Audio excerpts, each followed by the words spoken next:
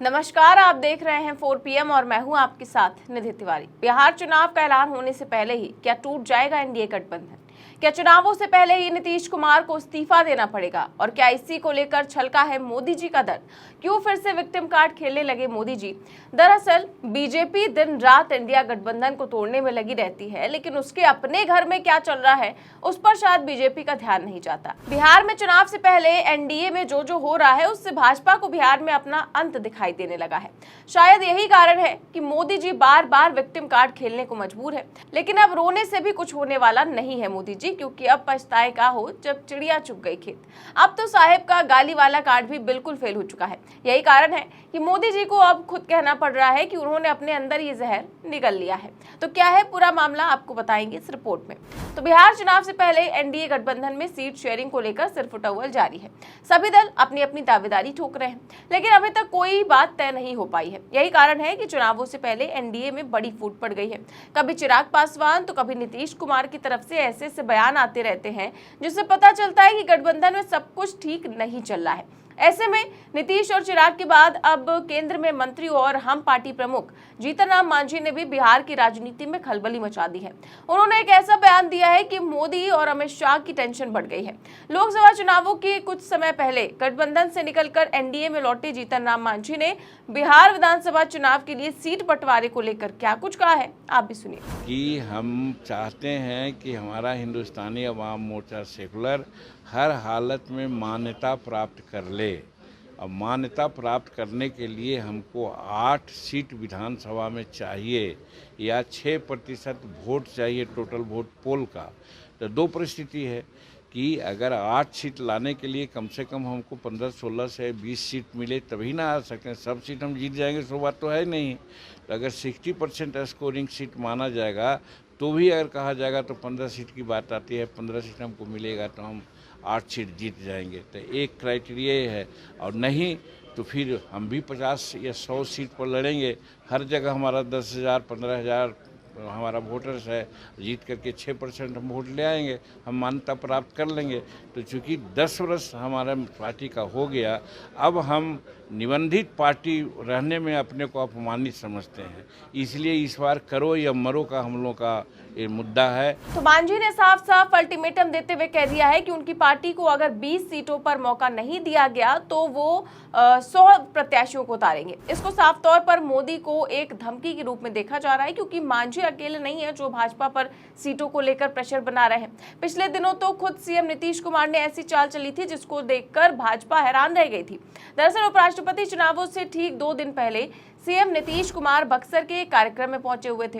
यहां पर उन्होंने मंच से ही राजपुर सीट से जेडीयू उम्मीदवार के तौर पर पूर्व मंत्री संतोष निराला का नाम घोषित कर दिया।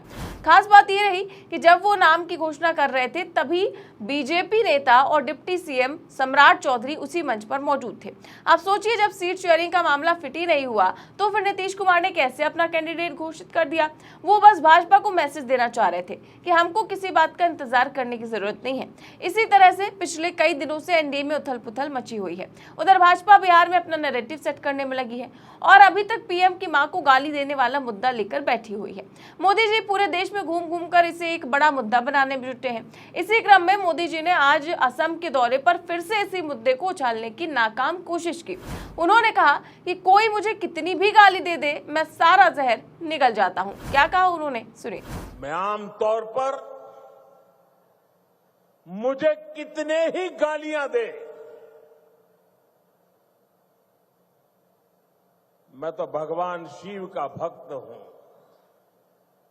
सारा जहर निगल देता हूं।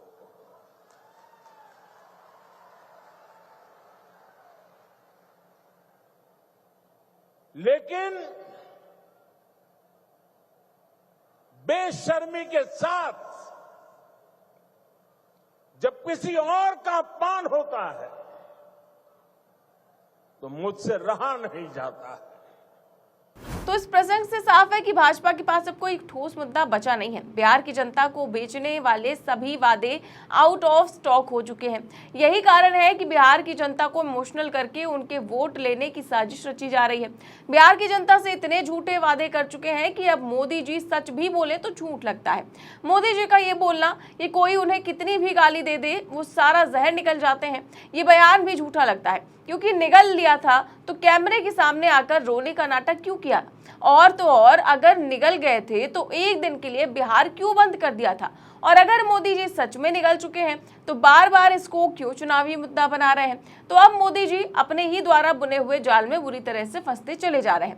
पहले उन्होंने रो धोकर इसे बड़ा मुद्दा बनाया, बिहार बंद कराया, फिर जब देखा कि जनता भावुक नहीं हो रही है तो अब नया जुमला फेंक दिया कि वो सब निगल चुके हैं। मतलब एक मदारी जो तमाशा दिखाई जा रहा है, जनता इंप्रेस नहीं हो रही है तो बार बार अपना तमाशा बदलता जा रहा है। अब इधर मदारी तमाशा बदल रहा है तो उधर मदारी के साथियों ने मदारी की गोटी को सीट शेयरिंग में फंसा दिया है। कभी नीतीश तो कभी चिराग, कभी कुशवाहा तो कभी मांझी, चारों तरफ से भाजपा पर सीट देने का दबाव बनाया जा रहा है। मोदी को कमजोर होता देख उनके साथी उन पर हावी हो गए हैं, जबकि पिछले चुनावों में स्थिति ऐसी नहीं थी। 2020 के विधानसभा चुनावों में एनडीए में शामिल जेडीयू ने कुल 243 विधानसभा सीटों में से 115 और बीजेपी ने 110 सीटों पर उम्मीदवार उतारे थे।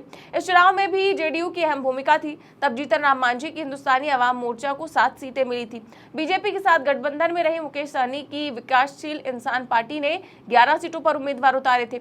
लेकिन इस बार सबके दांत बड़े हो चुके हैं, सभी ज्यादा से ज्यादा लेना चाह रहे हैं। वहीं कुछ और दल भी हैं जो अब एनडीए का हिस्सा बन चुके हैं। पिछली बार जब चिराग पासवान एनडीए का हिस्सा नहीं थे तो उन्होंने 134 सीटों पर उम्मीदवार उतार दिए थे और खुलकर नीतीश के खिलाफ खेल खेला था। चिराग खुद भले ना जीत पाए हों, लेकिन नीतीश के प्रत्याशियों की सांसें तो उखाड़ दी थी। और अब 2025 आते आते चिराग कह रहे हैं कि हमको 40 सीट चाहिए। उनके तेवर नरम नहीं है। चिराग केंद्र में मंत्री हैं और एनडीए का हिस्सा भी। इसी के साथ वो नीतीश कुमार की सरकार की आलोचना करने से कभी चूकते भी नहीं है। चिराग पासवान का दबाव लगातार बढ़ रहा है और इस बार अगर चिराग को मनचाही सीटें नहीं मिलती हैं तो क्या वो फिर से वही खेल खेलेंगे? यही सवाल एनडीए के नेताओं को परेशान कर रहा है। अब तो जीतन राम मांझी ने भी 20 सीटों की डिमांड रख दी है, जिसे मान लेना भाजपा के लिए बिल्कुल आसान नहीं होने वाला, क्योंकि अगर मान लिया तो उपेंद्र कुशवाहा कहेंगे कि उनकी डिमांड भी पूरी करो, और सबकी डिमांड पूरी हुई तो भाजपा पूरी तरह बिखर जाएगी, जिसका पूरा का पूरा फायदा विपक्ष को मिलेगा। जनता पहले से ही नाराज है कि विकास के नाम पर नतीजे बहुत कमजोर रहे हैं। ऐसे में अगर गठबंधन खुद अपनी ताकत साबित करने में उलझा रह जाएगा तो विपक्ष के लिए रास्ता और आसान हो जाएगा, और फिर बिहार में ही नहीं, इसका असर सीधा केंद्र पर भी पड़ेगा। उम्मीद है कि चुनाव के नतीजों के बाद इंडिया गठबंधन नीतीश कुमार के पलटने का इंतजार करे। और इस पूरे मामले को लेकर फिलहाल आप क्या सोचते हैं, हमें कमेंट बॉक्स में अपनी राय जरूर दें। चैनल को सब्सक्राइब भी करें और ज्वाइन भी करें। नमस्कार।